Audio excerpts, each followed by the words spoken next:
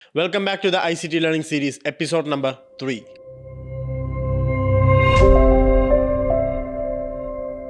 നമ്മളിവിടെ ഡിസ്കസ് ചെയ്യുന്നത് ICT കോൺസെപ്റ്റുകളെ പറ്റിയാണെന്നറിയാമല്ലോ. നമുക്ക് ICT കോൺസെപ്റ്റ്സിന്റെ ബേസിക്സിൽ തന്നെ തുടങ്ങാം. നമ്മളിപ്പോൾ ഓൾറെഡി കിൽസോണിനെ പറ്റി മനസ്സിലാക്കി. ഇനി അടുത്തതായിട്ട് നമ്മൾ ഡിസ്കസ് ചെയ്യാൻ പോകുന്നത് MSS അഥവാ മാർക്കറ്റ് സ്ട്രക്ചർ ഷിഫ്റ്റിനെ കുറിച്ചാണ്. എന്താണ് മാർക്കറ്റ് സ്ട്രക്ചർ ഷിഫ്റ്റ്? SMC ഒക്കെ ട്രേഡ് ചെയ്യുന്നവർക്ക് ചേഞ്ച് ഓഫ് ക്യാരക്ടർ എന്താണെന്ന് അറിയായിരിക്കും. ആ സെയിം ലോജിക്ക് തന്നെയാണ് നമ്മൾ മാർക്കറ്റ് സ്ട്രക്ചർ ഷിഫ്റ്റിലും നമ്മൾ യൂസ് ചെയ്യുന്നത്. ആ പേര് സൂചിപ്പിക്കുന്നത് പോലെ തന്നെ മാർക്കറ്റിന്റെ സ്ട്രക്ചർ എപ്പോഴാണോ ഷിഫ്റ്റ് ചെയ്യുന്നത്, അതായത് എപ്പോഴാണോ റിവേഴ്സ് ചെയ്യുന്നത്, അത് ഫൈൻഡ് ഔട്ട് ചെയ്യാൻ വേണ്ടിയിട്ടാണ് നമ്മൾ ഈ തിയറി യൂസ് ചെയ്യുന്നത്.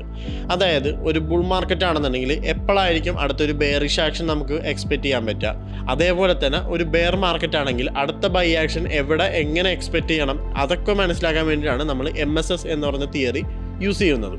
മാർക്കറ്റ് സ്ട്രക്ചർ ഷിഫ്റ്റ് രണ്ട് ടൈപ്പും രണ്ട് കണ്ടീഷനും ഉണ്ട്. രണ്ട് ടൈപ്പ് എന്ന് വെച്ചിട്ടുണ്ടെങ്കിൽ ബുള്ളിഷ് മാർക്കറ്റ് സ്ട്രക്ചറും ബെയറിഷ് മാർക്കറ്റ് സ്ട്രക്ചറും. രണ്ട് ടൈപ്പുകൾ എന്തൊക്കെയാണെന്നുള്ളത് നമുക്ക് ചാർട്ടിൽ തന്നെ നോക്കാം.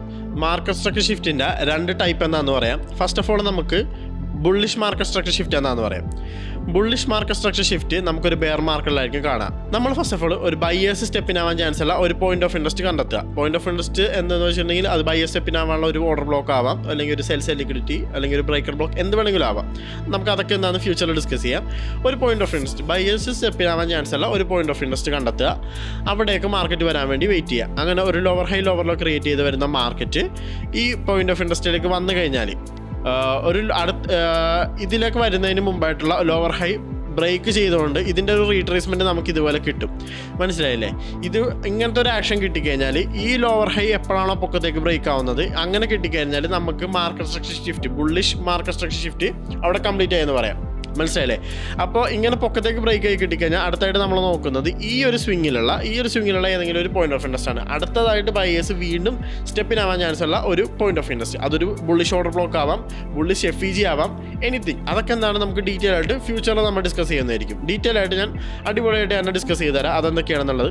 അപ്പോൾ ഇവിടെ വന്നു മുകളിലേക്ക് റീട്രേസ്മെൻറ്റ് കംപ്ലീറ്റ് ആയി മുകളിലേക്ക് വീണ്ടും മാർക്കറ്റ് ജേർണി കണ്ടിന്യൂ ചെയ്യുകയാണെങ്കിൽ ബുള്ളിഷ് മാർക്കറ്റ് സ്ട്രക്ചർ ഷിഫ്റ്റ് അവിടെ കംപ്ലീറ്റ് ആയി. ഇനി മാർക്കറ്റിൽ കണ്ടിന്യൂസ്ലി ബൈ ആക്ഷൻ ആയിരിക്കും നമ്മൾ ആൻറ്റിസിപ്പേറ്റ് ചെയ്യുക. ഇതിൻ്റെ നേരെ ഓപ്പോസിറ്റ്, ഇതിൻ്റെ നേരെ വൈസ് വേഴ്സ ആയിരിക്കും നമ്മൾ ബെയറിഷ് മാർക്കറ്റ് സ്ട്രക്ചർ ഷിഫ്റ്റിലും ആൻറ്റിസിപ്പേറ്റ് ചെയ്യണത്. അതായത് ഇവിടെ നമ്മളൊരു ബുള്ളിഷ് പോയിന്റ് ഓഫ് ഇൻട്രസ്റ്റ് ആണെങ്കിൽ ഇവിടെ നമ്മളൊരു ബെയറിഷ് പോയിന്റ് ഓഫ് ഇൻട്രസ്റ്റ് ആയിരിക്കും നോക്കാം. ഈ ബെയറിഷ് പോയിന്റ് ഓഫ് ഇൻട്രസ്റ്റിലേക്ക് മാർക്കറ്റ് ഒരു ഹയർ ലോ ക്രിയേറ്റ് ചെയ്ത് വരാം. ഒരു ബുള്ളിഷ് മാർക്കറ്റ് വരികയും ഈ ഒരു ബെയറിഷ് പോയിന്റ് ഓഫ് ഇൻട്രസ്റ്റിൽ വരികയും നമുക്ക് ഈ ഒരു ഹയർ ലോ താഴത്തേക്ക് ബ്രേക്കായി ഇതിൻ്റെ റീട്രേസ്മെൻറ്റ് കിട്ടിക്കഴിഞ്ഞാൽ ഇതിനെ നമുക്ക് ഒരു bearish market structure shift, first condition bearish market shift ആയിട്ട് നമുക്ക് പറയാം. അതായത് നമുക്ക് ഒരു ഹയർ ലോ ആണ് ബ്രേക്ക് ചെയ്യേണ്ടത്. നമ്മൾ നേരത്തെ ബുള്ളിഷ് മാർക്കറ്റ് സ്ട്രക്ചർ ഷിഫ്റ്റിൽ ഒരു ലോവർ ഹൈ ആയിരുന്നു നമുക്ക് ബ്രേക്ക് ചെയ്യുന്നുണ്ടെങ്കിൽ ബെയറിഷ് മാർക്കറ്റ് സ്ട്രക്ചർ ഷിഫ്റ്റ് വരുമ്പോൾ ഒരു ഹയർ ലോ ആയിരിക്കണം ബ്രേക്ക് ചെയ്യേണ്ടത്.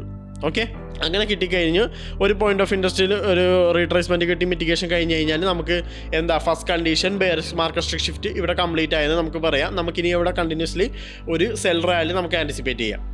ആൻഡ് ഫൈനലി നമുക്ക് ഇതിൻ്റെ രണ്ട് ടൈപ്പ് നമ്മൾ പറഞ്ഞു, ഒരു കണ്ടീഷനും പറഞ്ഞു. ഇനി സെക്കൻഡ് കണ്ടീഷനും കൂടെ പറയാം, എന്നിട്ട് നമുക്ക് ഷാർട്ട്സിലേക്ക് പോകാം. ഒരു ബുള്ളിഷ് പോയിന്റ് ഓഫ് ഇൻട്രസ്റ്റിലേക്ക് വന്നു കഴിഞ്ഞാൽ നമ്മൾ bullish market structure shift first കണ്ടീഷനിൽ പറഞ്ഞത് ഒരു ലോവർ ഹൈ ബ്രേക്ക് ചെയ്യണതാണ്. പക്ഷേ ഇവിടുത്തെ ലോജിക്ക് കുറച്ച് ഡിഫറൻ്റ് ആണ്.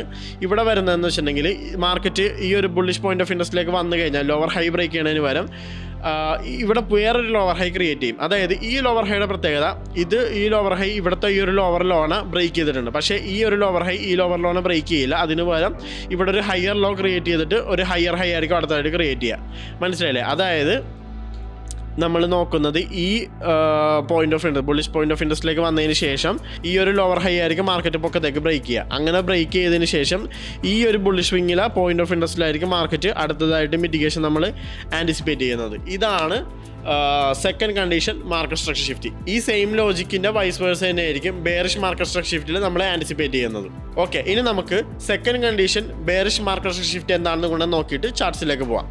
ബെയറിഷ് MSSന് നമുക്ക് വേണ്ടത് ഒരു സെല്ലേഴ്സ് സ്റ്റെപ്പിനാവാൻ ചാൻസ് ഉള്ള ഒരു പോയിന്റ് ഓഫ് ഇൻട്രസ്റ്റും അത് വരുന്നത് ഒരു ബുൾ മാർക്കറ്റിലായിരിക്കും. ഒരു ഹയർ ലോ ക്രിയേറ്റ് ചെയ്ത് വരുന്ന മാർക്കറ്റ് ആയിരിക്കും. അങ്ങനെ വന്ന് ഒരു ഹയർ ഹൈ അത് ക്രിയേറ്റ് ചെയ്തതിന് ശേഷം ഈ ഒരു ഹയർ ലോ ബ്രേക്ക് ചെയ്യുന്നതിന് പകരം ഒരു ഹയർ ലോ വേറെ ഒരു ഹയർ ലോ, അതായത് ഒരു ഹയർ ഹൈ ബ്രേക്ക് ചെയ്യാത്ത ഒരു ഹയർ ലോ ആയിരിക്കും താഴത്തേക്ക് ബ്രേക്ക് ആവാൻ പോണത്. നമ്മൾ നേരത്തെ പറഞ്ഞ ബുള്ളിഷ് മാർക്കറ്റ് സ്ട്രക്ചർ ഷിഫ്റ്റിൻ്റെ സെയിം ലോജിക്ക് തന്നെ നമ്മൾ ബെയറിഷ് മാർക്കറ്റ് സ്ട്രക്ചർ ഷിഫ്റ്റിൽ അപ്ലൈ ചെയ്യുന്നു.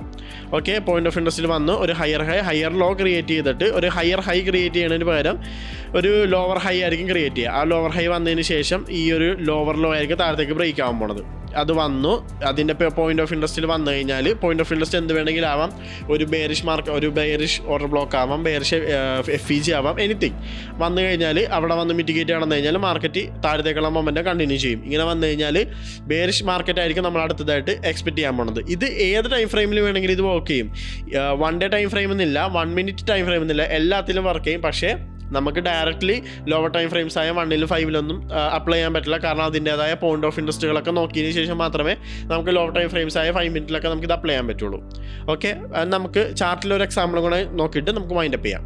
ഓക്കെ, ഇതിപ്പോൾ EURUSDയുടെ 1 day ടൈം ഫ്രെയിമാണ്. ഇവിടെ നിങ്ങൾക്ക് കാണാം ഒരു ബുള്ളിഷ് ഫെയർ വാല്യൂ ഗ്യാപ്പ് നിങ്ങൾക്ക് കാണാം. ഈ ബുള്ളിഷ് ഫെയർ വാല്യൂ ഗ്യാപ്പ് വന്നു കഴിഞ്ഞാൽ നമ്മൾ 1 day ടൈം ഫ്രെയിമാണ്. നമുക്ക് സ്ട്രക്ചർ ഷിഫ്റ്റ് 1 day ടൈം ഫ്രെയിമിലോ 4 hourലൊക്കെ ഒരു ഹയർ ടൈം പെർസ്പെക്റ്റീവിൽ നമുക്ക് ആൻറ്റിസിപ്പേറ്റ് ചെയ്യാം.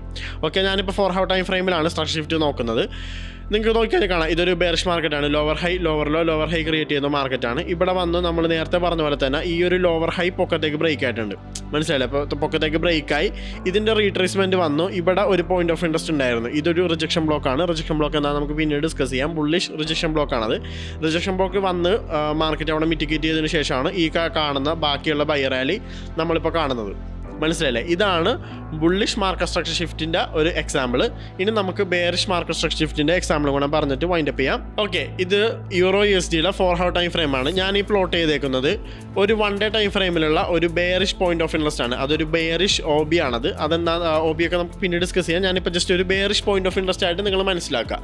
അതിലൊക്കെ വന്നതിന് ശേഷം 4 hour ടൈം ഫ്രെയിമിലേക്ക് ജമ്പ് ചെയ്യുമ്പോൾ ഇതൊരു ബുൾ മാർക്കറ്റാണ്. നമ്മൾ എന്താണ് ഇവിടെ എക്സ്പെക്ട് ചെയ്യുന്നത്? ബെയറിഷ് OBയിൽ നമ്മൾ എക്സ്പെക്ട് ചെയ്യുന്നത് ഒരു ബെയറിഷ് പോയിന്റ് ഓഫ് ഇൻട്രസ്റ്റ് നമ്മൾ എക്സ്പെക്ട് ചെയ്യുന്നത് ഒരു ബെയറിഷ് മാർക്കറ്റ് സ്ട്രക്ചർ ഷിഫ്റ്റ് ആണ്.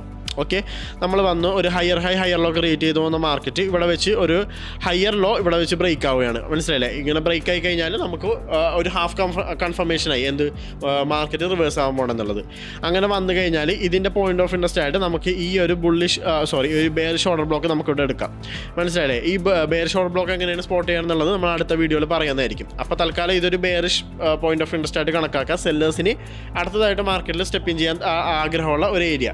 അങ്ങനെ വന്നു കഴിഞ്ഞാൽ മാർക്കറ്റ് എന്താ അടുത്തത് സംഭവിച്ചേക്കണം? മാർക്കറ്റ് വീണ്ടും അവിടെ നിന്ന് അടുത്തതായിട്ട് ഫോളാണ് സംഭവിച്ചേക്കണം. മാർക്കറ്റ് പിന്നീട് ഈ ഒരു ലോ വരെ, ഈ സ്വിങ്ങിൻ്റെ അടുത്ത ലോ വരെ കണ്ടിന്യൂസ്ലി ഫോളാണ് മാർക്കറ്റിൽ നടന്നേക്കുന്നത്. ഇതാണ് bearish market structure shift. Okay, നമ്മൾ ഇന്നിപ്പോൾ ഇവിടെ ICTയുടെ മാർക്കറ്റ് സ്ട്രക്ചർ ഷിഫ്റ്റിൻ്റെ 2 ടൈപ്പും 2 കണ്ടീഷനും നമ്മൾ ഡിസ്കസ് ചെയ്തു. സോ ICTയുടെ അടുത്ത ഒരു ഇൻട്രസ്റ്റിംഗ് ആയിട്ടുള്ള ഒരു ടോപ്പിക്കുമായിട്ട് കറൻസി പിപ്സ് ഉടനെ എത്തുന്നതായിരിക്കും. അതുവരെ signing off ഫൗസ് from currency pips.